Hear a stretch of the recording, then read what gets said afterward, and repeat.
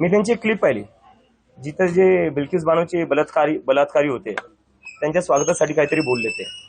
तर देशाचा शिक्षा मंत्री हा बलात्काऱ्यांचं स्वागत करतो, त्यांची तारीफ करतो.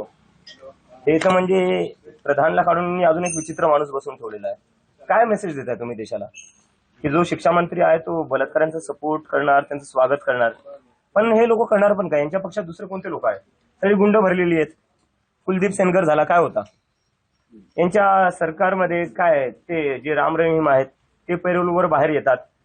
तर गुंड आणि बलात्काऱ्यांचं समर्थन करणारी ही सरकार आहे. मला तर वाटतं अगदी केलंच पाहिजे.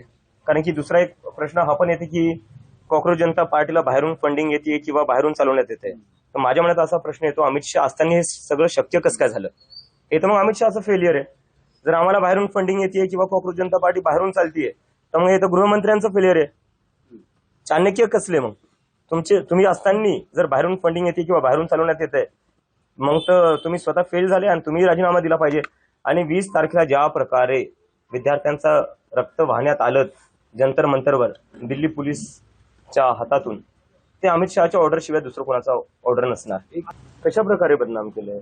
लोकतंत्रासाठी लढून बदनाम केलेले, आपल्या हक्कासाठी लढून बदनाम केलेले, पेपर फुटीच्या विरोधात लढून बदनाम केलेले.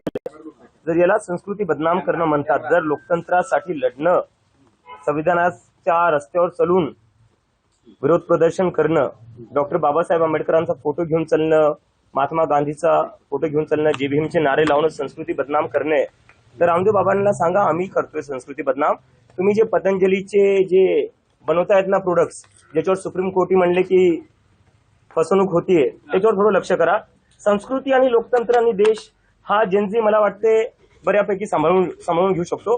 तुम्ही जे पतंजलीचे पोल्ट्री प्रोडक्ट्स आहे त्याच्यावर थोडं लक्ष ठेवा, नाही तर पतंजली बंद पडून जायचं. तुम्ही 20 तारखेचं माझं ट्विट बघा. सकाळी 6 वाजता मी ट्विट केलं होतं की दगडांनी भरलेला ट्रक हा सेंट्रल दिल्ली सारख्या सेन्सिटिव्ह ठिकाणी आला कस काय, आणि त्याच्या बाजूलाच एक तुटलेली व्हॅन कस काय उभा झाली. तेव्हा तर आमचा मार्चही सुरू झालेला नव्हता. तर पोलिसांनी हे आधीच प्लॅनिंग केलं होतं की एक दगडांनी भरून ट्रक आणून ठेवायचा, एक आधीच फुटलेली व्हॅन उभा करायची, म्हणजे दुसऱ्या दिवशी सांगता येईल विद्यार्थ्यांनी दगडफेक केली.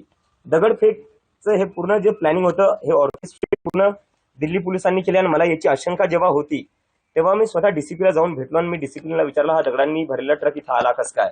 डीसीपी मला म्हणता अरे अभिजित तुम्ही काही विचार करताय, हा एमसीडीचा ट्रक आहे, बांधकाम जे चालू होतं हा त्याचा सगळा तो डेब्रिस त्याचं आहे म्हणे, बांधकाम जे चालू आहे. मी म्हणलं तुम्ही दुसरं कोणाला येड्यात काढा, आम्हाला येड्यात काढू नका. आम्हाला माहिती आहे पोलीस कशा प्रकारे अमित शहाची ऑर्डर फॉलो करते आणि कशा प्रकारे आधीच दगडांनी भरलेले ट्रक उभा करते, एक तुटलेली गाडी उभा करते आणि नंतर बीजेपीचे गुंडे येतात, तेच दगड घेऊन बीजेपीचेच गुंडे पोलिसांवर फेकतात. आणि नंतर एकंदरीत असं सांगायचं की जे लोक विरोध प्रदर्शन करत होते, जे लोक आंदोलन करत होते त्यांनी दगड फेकली. पोलीस, बीजेपीचे गुंडे हे सगळे सुनियोजितपणे साठगाठीत यांचं सगळं हे प्लॅनिंग चालू असतं. आणि पहिली वेळ नाहीये. किसान आंदोलन मध्ये हेच केलेलं आहे, सीएनआरसी मध्ये हेच केलेलं आहे. जेव्हा जेव्हा आजकाल या देशात आंदोलन होतं तेव्हा दिल्ली पोलीस आणि बीजेपी यांची ट्युनिंग कशी असते हे आपल्याला दिसून येतं. आपल्या देशात लोकतंत्र धोक्यात आलेलं आहे. आणि लोकतंत्र धोक्यात कसं आलेलं आहे? आपली जी ज्युडिशरी आहे त्याच्यावर एक प्रश्नचिन्ह निर्माण झालेलं आहे. सीबीआय, ईडी काय आपण पाहिलेच आहे. आपल्या राज्यात जो शिवसेना फोडण्यात आला, एनसीपी फोडण्यात आला, हे कशामुळे शक्य झालं? सीबीआय आणि ईडीच्या दमावर हे सगळं केलेलं आहे.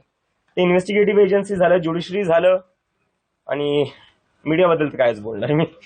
तुम्ही लोक आहेत, मराठी मीडियाचा मी सन्मान करतो, पण मीडिया काय डेमोक्रेसीचे 4 पिलर असतात म्हणतात ना, त्याच्यात ज्युडिशरी एक असतो, मीडिया असतो, या दोन्ही ज्युडिशरीवर तर खूप मोठा प्रश्नचिन्ह निर्माण आहे आणि मीडियावर प्रश्नचिन्ह नाही आहे. मीडियावर क्लिअरली दिसते मीडिया कोणत्या बाजूला आहे. तर जेव्हा या देशातले सगळे मोठे मोठे इन्स्टिट्यूशन्स जे आहेत, ज्यांचं काम होतं लोकतंत्राला जिवंत ठेवणं, ज्यांचं काम होतं एका माणसाची दडपशाही तानाशाही निर्माण नाही झाली पाहिजे, त्या लोकांनी हे होऊ दिलं. आणि याला थांबवण्यासाठी आता हे फक्त विरोधी पक्षांसाठी नाहीये, या देशातल्या जनतेला यासाठी एकत्र यावं लागेल. त्यांच्या ऑफर आल्यात मला, किती ऑफर आले. मी जाणार नाही भाजपमध्ये. मला जर भाजपमध्ये जायचं असतं मी आधीच गेलो असतो. ऑफर आली, चालू होतं, धमक्या आल्या होत्या की बीजेपी मध्ये सामील झाला तर बरे, नेता आंदोलन मागे घ्या, बरे नेता तुम्हाला ठोकू आम्ही, गोळ्या घालू. ही बीजेपीची प्रेमाचीच भाषा आहे. ही संघाची आणि बीजेपीची प्रेमाचीच भाषा आहे की तू ये नाही तर तुझं काहीतरी करून टाकू आम्ही. हे त्यांचं प्रेम हेच आहे. तुम्ही माझ्यावर काय करणार? तुम्ही माझ्या म्हणजे तुम्ही भीती एका 30 वर्षाच्या मुलाला, नरेंद्र मोदीच्या तर मला वाटतं मी नातवाच्या वयाचा असेल, अमित शहाच्या नातवाच्या वयाचा असेल मी, तुम्ही तुमच्या नातवाच्या मुलांना अशा धमक्या देतात, लाज वाटली पाहिजे तुम्हाला. म्हणजे काय करताय तुम्ही?